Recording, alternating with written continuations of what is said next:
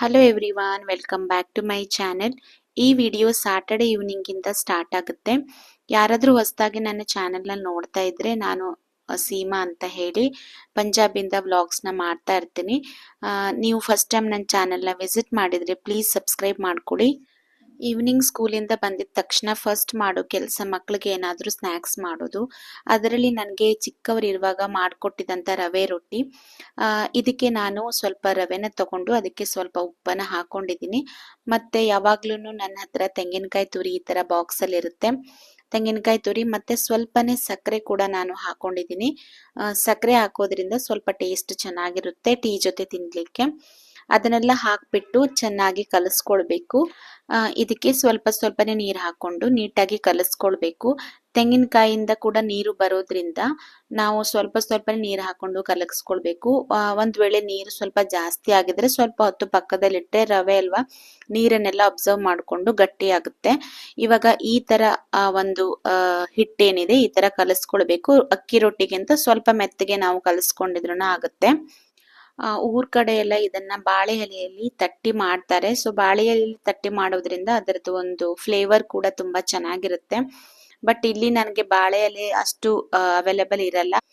ಹಾಗಾಗಿ ನಾನು ಬಟರ್ ಪೇಪರ್ನ ತಗೊಂಡು ಅದ್ರ ಮೇಲೆ ಸ್ವಲ್ಪ ಎಣ್ಣೆನ ಹಾಕೊಂಡು ಅದ್ರ ಮೇಲೆ ನಾನು ಈ ಹಿಟ್ಟನ್ನ ಹಾಕಿ ಕೈಯಲ್ಲಿ ತಟ್ಟಬೇಕು. ಸೊ ತಟ್ಟುವಾಗ ನೀವು ಅಕ್ಕಿ ರೊಟ್ಟಿನ ಯಾವ ರೀತಿಯಾಗಿ ತಟ್ತೀರಾ ಅದೇ ರೀತಿಯಲ್ಲಿ ನಾವು ನೀರನ್ನ ಸ್ವಲ್ಪ ಕೈಯಲ್ಲಿ ಹಾಕೊಂಡು ನೀಟಾಗಿ ತಟ್ಕೊಳ್ಬೇಕು. ಈ ರವೆ ರೊಟ್ಟಿಗೆ ನೀವು ಯಾವಾಗ್ಲೂ ಬಾಳೆ ಎಲೆಯಲ್ಲಿ ತಟ್ಕೊಳ್ಳಿ. ಬಾಳೆ ಎಲೆ ಅವೈಲೇಬಲ್ ಇದ್ರೆ ಒಂದ್ ವೇಳೆ ಚಟ್ನಿ ಏನಾದ್ರೂ ಇದೆ ಅಂತ ಹೇಳಿದ್ರೆ ಇದಕ್ಕೆ ಶುಗರ್ ಹಾಕೊಳ್ಬೇಕು ಅಂತ ಏನಿಲ್ಲ. ಹಾಗೇನೆ ನಾವು ಚಟ್ನಿ ಜೊತೆ ತಿನ್ಬೋದು, ಚೆನ್ನಾಗಿರುತ್ತೆ. ಕಾಯೆಲ್ಲ ಹಾಕಿರೋದ್ರಿಂದ ನಮ್ಗೆ ಒಂದೊಂದ್ಸಲ ಚಟ್ನಿ ಅವಶ್ಯಕತೆ ಇರೋದಿಲ್ಲ. ಬಟ್ ಮಕ್ಕಳಿಗೆಲ್ಲ ತುಂಬಾ ಇಷ್ಟ ಆಗುತ್ತೆ. ಎಸ್ಪೆಷಲಿ ನನಗೆ ಇಷ್ಟ ಸ್ವಲ್ಪ ಶುಗರ್ ಹಾಕಿದ್ರೆ. ಅದಕ್ಕೋಸ್ಕರ ನಾನು ಈ ತರ ಮಾಡ್ಕೊಳ್ತೀನಿ. ಟೀ ಮತ್ತೆ ರವೆ ರೊಟ್ಟಿ ಕೂಡ ರೆಡಿ ಆಯ್ತು. ಇದೇ ಆಗಿತ್ತು ಸ್ನಾಕ್ಸ್ ನಂದು.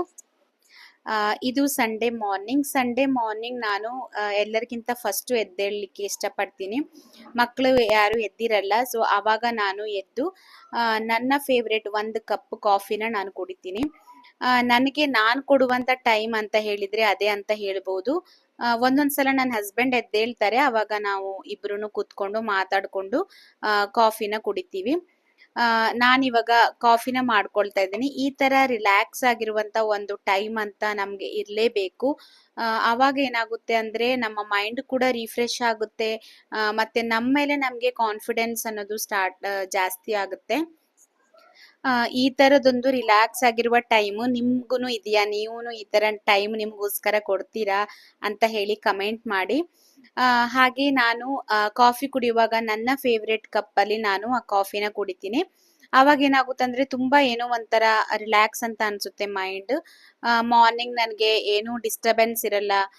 ಡೈಲಿ ಬೆಳಿಗ್ಗೆ ಎದ್ದು ಬೇಗನೆ ಓಡೋಗ್ತಾ ಇರ್ತೀವಲ್ವಾ. ಪ್ರತಿದಿನ ಬೆಳಿಗ್ಗೆ ಏನೋ ಒಂಥರ ಸ್ಟ್ರೆಸ್ ಅಂತ ಇರುತ್ತೆ. ಏನು ಕುಕಿಂಗ್ ಮಾಡೋದು, ನೆಕ್ಸ್ಟ್ ಆಫ್ಟರ್ನೂನ್ ಏನ್ ಕೊಡೋದು ಮಕ್ಕಳಿಗೆ, ಈವ್ನಿಂಗ್ ಏನ್ ಮಾಡೋದು, ಮತ್ತೆ ಬೇಗ ಟೈಮ್ಲಿ ನಾವು ರೀಚ್ ಆಗ್ಬೇಕಾಗುತ್ತೆ. ಸೊ ಅದೆಲ್ಲ ಸ್ವಲ್ಪ ಸ್ಟ್ರೆಸ್ ಅನ್ನೋದು ನಮ್ಮ ಮೇಲೆ ಇರುತ್ತೆ. ಇನ್ನೊಂದೇನಂದ್ರೆ ಮಕ್ಕಳು ಕೂಡ ಏನೋ ಒಂದು ಕೇಳ್ತಾ ಇರ್ತಾರೆ. ಸೊ ಅದಕ್ಕೂ ನಾವು ರೆಸ್ಪಾನ್ಸ್ ಮಾಡ್ಬೇಕಾಗುತ್ತೆ. ಸೊ ಈ ತರ ಇರುವಾಗ ಸಂಡೇ ಮಾರ್ನಿಂಗ್ 1 ಕಪ್ ಕಾಫಿ ನಮಗೋಸ್ಕರ ನಾವು ಇಷ್ಟಪಟ್ಟು ಮಾಡ್ಕೊಂಡು ಕುಡಿದ್ರೆ ತುಂಬಾನೇ ರಿಲ್ಯಾಕ್ಸ್ ಅಂತ ಅನ್ಸುತ್ತೆ.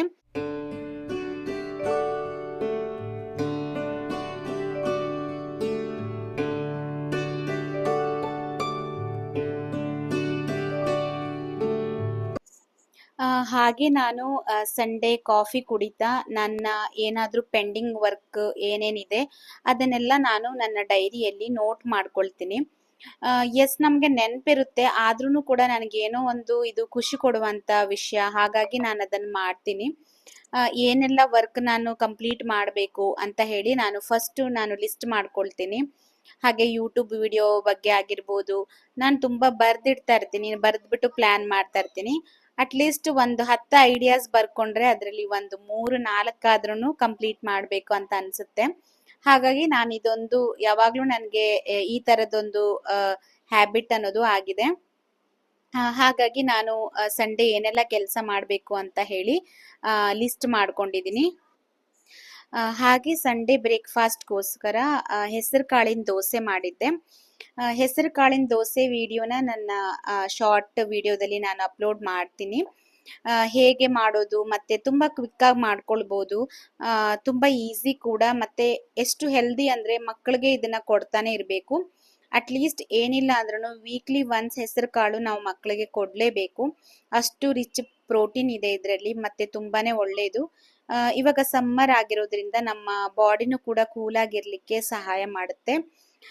ಹೆಸರು ಕಾಳಿನ ದೋಸೆನ ನಾನು ಹೇಗ್ ಮಾಡಿದೀನಿ ಅಂತ ಹೇಳಿ ನನ್ನ ಶಾರ್ಟ್ ವಿಡಿಯೋದಲ್ಲಿ ಅಪ್ಲೋಡ್ ಮಾಡ್ತೀನಿ, ನೋಡಿ. ತುಂಬಾ ಟೇಸ್ಟಿ ಆಗಿರುತ್ತೆ. ಹಾಗೆ ಈ ದೋಸೆ ಮೇಲೆ ಸ್ವಲ್ಪ ಈರುಳ್ಳಿನ ಕಟ್ ಮಾಡ್ಕೊಂಡು ಹಾಕೊಂಡ್ರೆ ಅದರ ಟೇಸ್ಟ್ ಅನ್ನೋದು ಡಬಲ್ ಆಗುತ್ತೆ. ತುಂಬಾ ರುಚಿಯಾಗಿ ಬಂದಿತ್ತು. ಇದ್ರ ಜೊತೆ ಉಪ್ಪಿಟ್ಟನ್ನ ಹಾಕಿ ಇದು ಪೆಸರಟ್ಟು ಉಪ್ಮಾ ಅಂತ ಹೇಳಿ ಆಂಧ್ರ ಅಲ್ಲಿ ಮಾಡ್ತಾರೆ, ತುಂಬಾ ಚೆನ್ನಾಗಿರುತ್ತೆ. ಹಾಗೆ ಮಧ್ಯಾಹ್ನ ನಾನು ಚಿಕನ್ ಕರಿ ಮಾಡಿದ್ದೆ. ಸಂಡೇ ಅಂತ ಹೇಳಿದ್ರೆ ನಿಮ್ಗೆಲ್ಲ ಗೊತ್ತೇ ಇದೆ ಅಲ್ವಾ, ನಾನ್ ವೆಜ್ ಅಂತೂ ಕಂಪಲ್ಸರಿ ಇದ್ದೇ ಇರುತ್ತೆ. ಅದನ್ನ ನಾನು ಇವಾಗ ಇಲ್ಲಿ ಕ್ವಿಕ್ ಆಗಿ ನಿಮ್ ಜೊತೆ ಶೇರ್ ಮಾಡ್ಕೊಳ್ತಾ ಇದ್ದೀನಿ, ಸಿಂಪಲ್ ಆಗಿ ನಾನು ಹೇಗೆ ಚಿಕನ್ ಕರಿಯನ್ನ ಮಾಡ್ತೀನಿ ಅಂತ ಹೇಳಿ. ಮತ್ತೆ ಈ ಚಿಕನ್ ಗ್ರೇವಿನ ಮಾಡ್ಲಿಕ್ಕೆ ನಾನು ಜಾಸ್ತಿ ಖಾರ ಎಲ್ಲ ಯೂಸ್ ಮಾಡಲ್ಲ. ನಮ್ಮ ಮನೆಯಲ್ಲಿ ಖಾರ ತಿನ್ನೋದು ತುಂಬಾನೇ ಕಡಿಮೆ. ಒಂದ್ ವೇಳೆ ಖಾರ ಜಾಸ್ತಿ ಆಗಿದೆ ಅಂತ ಹೇಳಿದ್ರೆ ನಾನು ತೆಂಗಿನಕಾಯಿ ಹಾಲ್ ಮಾಡಿ ಅದಕ್ಕೆ ಹಾಕ್ತಾ ಇರ್ತೀನಿ. ಸೊ ಇಲ್ಲಿ ನಾನು ನಾರ್ಮಲ್ ಆಗಿ ಈರುಳ್ಳಿ, ಟೊಮೆಟೊ, ಹಸಿಮೆಣಸಿನಕಾಯಿ ಇದನ್ನೆಲ್ಲ ನೀಟಾಗಿ ಫ್ರೈ ಮಾಡ್ಕೊಳ್ತಾ ಇದ್ದೀನಿ. ಅದು ಫ್ರೈ ಆಗಿದ್ಮೇಲೆ ಒಂದ್ 80% ಅದ್ರ ಜೊತೆ ಚಿಕನ್ ಅನ್ನ ಹಾಕಿ ಶುಂಠಿ ಮತ್ತೆ ಬೆಳ್ಳುಳ್ಳಿ ಅದೆರಡನ್ನು ನಾನು ಜಜ್ಜಿಬಿಟ್ಟು ಹಾಕ್ತೀನಿ.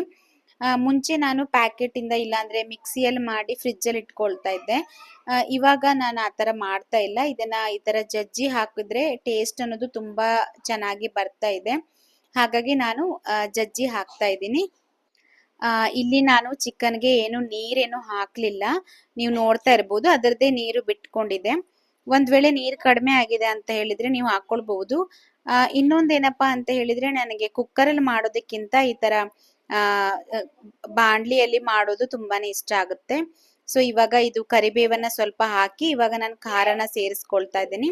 ನಾನು ಸ್ವಲ್ಪ ಕರ್ಡ್ನು ಕೂಡ ಯೂಸ್ ಮಾಡ್ತೀನಿ, ಸ್ವಲ್ಪ ಗ್ರೇವಿ ತರ ಇರುತ್ತೆ ಅಂತ ಹೇಳಿ. ತೆಂಗಿನಕಾಯಿ ಹಾಲೆಲ್ಲ ಹಾಕಿದ್ರೆ ಕರ್ಡ್ ಹಾಕಲ್ಲ ನಾನು. ಇವಾಗ ಇದನ್ನ ಚೆನ್ನಾಗಿ ಮುಚ್ಚಳ ಮುಚ್ಚಿ ಬೇಯಿಸ್ಕೊಂಡಿದ್ರೆ ನೋಡಿ ಎಷ್ಟು ಚೆನ್ನಾಗಿ ಕಲರ್ಫುಲ್ ಆಗಿ ಬಂದಿದೆ ಅಂತ ಹೇಳಿ. ತುಂಬಾನೇ ಟೇಸ್ಟಿ ಆಗಿತ್ತು. ಹಾಗೆ ಈವ್ನಿಂಗ್ ನಾವು ಸ್ವಲ್ಪ ಶಾಪಿಂಗ್ ಇತ್ತಂತ ಹೇಳಿ ಹೊರಗಡೆ ಹೋಗಿದ್ವಿ. ಈವ್ನಿಂಗ್ ಅಂತ ಹೇಳಿದ್ರೆ ಚಾಟ್ಸ್ ತಿಂದೇನೆ ನಾವು ಬರಲ್ಲ. ಇದು ನೋಡಿ ನಾನು ಗೆಣಸನ್ನ ತಗೊಂಡಿದ್ದೆ. ಇದ್ರ ಮೇಲೆ ಹುಣಸೆ ಹಣ್ಣಿನ ಚಟ್ನಿ ಅದನ್ನೆಲ್ಲ ಹಾಕ್ಬಿಟ್ಟು ಕೊಡ್ತಾರೆ, ಬಟ್ ನನ್ಗೆ ಅದು ಇಷ್ಟ ಆಗಲ್ಲ. ನಾನು ಸಿಂಪಲ್ ಆಗಿ ಕೊಡಿ ಅಂತ ಕೇಳಿದೆ, ತುಂಬಾ ಚೆನ್ನಾಗಿತ್ತು. ಊರ್ ಸೈಡ್ ಅಲ್ಲೆಲ್ಲ ಈ ಗೆಣಸು ಅನ್ನೋದು ಈಸಿಯಾಗಿ ಸಿಗ್ತಾ ಇರುತ್ತೆ, ಬಟ್ ಇಲ್ಲಿ ನಮ್ಗೆ ಸಿಕ್ಕೋದು ಸ್ವಲ್ಪ ಅಪರೂಪ. ಹಾಗಾಗಿ ನಾನು ಎಲ್ಲಾದ್ರೂ ಕಾಣಿಸಿದ್ರೆ ಈ ತರ ತಗೊಂಡ್ ತಿಂತಾ ಇರ್ತೀನಿ. ಬಟ್ ಇಲ್ಲಿ ಇವರು ಹುಣಸೆಹಣ್ಣಿನ ಚಟ್ನಿ, ಚಾಟ್ ಮಸಾಲ ಎಲ್ಲ ಹಾಕೊಂಡು ತಿಂತಾರೆ, ನಮ್ಗೆ ಅದಷ್ಟು ಇಷ್ಟ ಆಗಲ್ಲ. ಈ ತರ ಇತ್ತು ಇವತ್ತಿನ ಈ ದಿನ. ನಿಮ್ಗೆ ಹೇಗ ಅನ್ಸಿತ್ತು ಅಂತ ಹೇಳಿ ಕಮೆಂಟ್ ಮಾಡಿ. ಯಾರಾದ್ರೂ ಫಸ್ಟ್ ಟೈಮ್ ನನ್ನ ಚಾನೆಲ್ ನ ವಿಸಿಟ್ ಮಾಡಿದ್ರೆ ಪ್ಲೀಸ್ ಚಾನೆಲ್ ನ ಸಬ್ಸ್ಕ್ರೈಬ್ ಮಾಡ್ಕೊಳ್ದೇನೆ ಹೋಗ್ಬೇಡಿ. ಹೀಗೆ ಸಪೋರ್ಟ್ ಮಾಡ್ತಾ ಇರಿ. Thank you for watching.